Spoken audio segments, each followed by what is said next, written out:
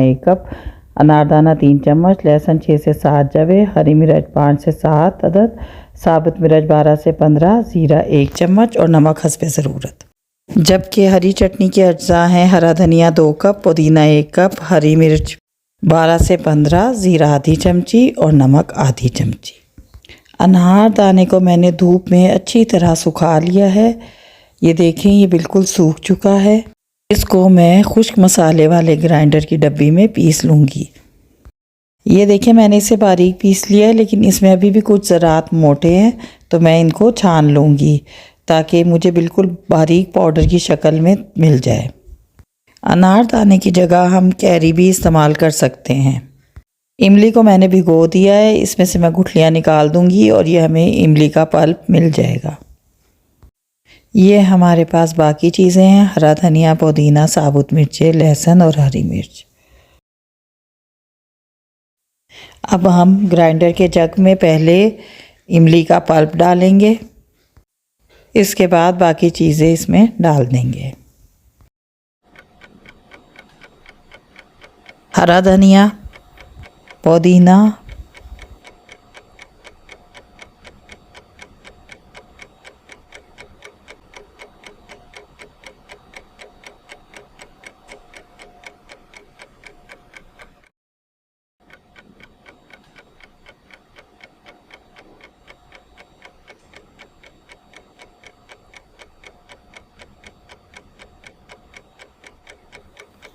अनारदाना पिसा हुआ। इसकी जगह अगर अवेलेबल हो तो हम कैरी भी इस्तेमाल कर सकते हैं। लहसुन, साबुत मिर्च और हरी मिर्चें।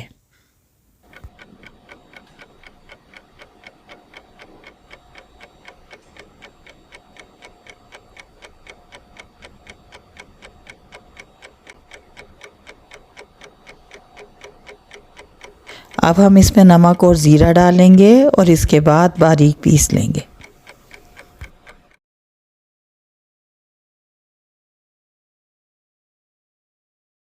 ये हमारी चटनी पीस गई है। रमज़ान में इफ्तार के वक्त हम इसे डायरेक्ट भी इस्तेमाल कर सकते हैं, वरना हम इसमें से थोड़ी सी चटनी 1 से 2 चम्मच या 1 चमची थोड़ी दही में मिला लेंगे और इसको अच्छी तरह मिक्स करेंगे, तो ये हमें पकोड़ों के साथ बहुत मज़ा देगी।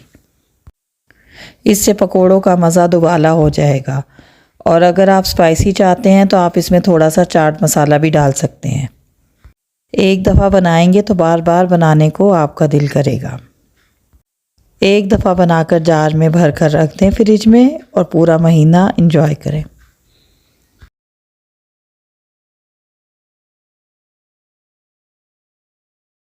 और अब हम बनाने जा रहे हैं हरी चटनी, जिसके लिए हम हरे धनिए, पुदीने और हरी मिर्चों को ग्राइंडर के जग में डालेंगे थोड़े से पानी के साथ।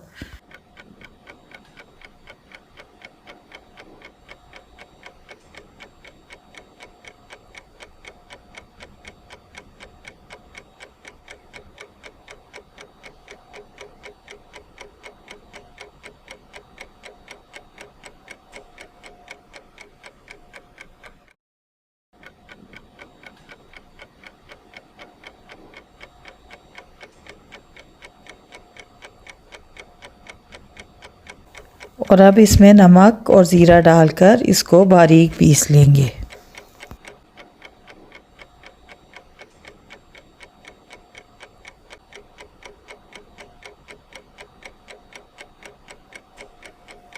हमारी चटनी बारीक पीस चुकी है, इसे हम बाउल में निकालेंगे।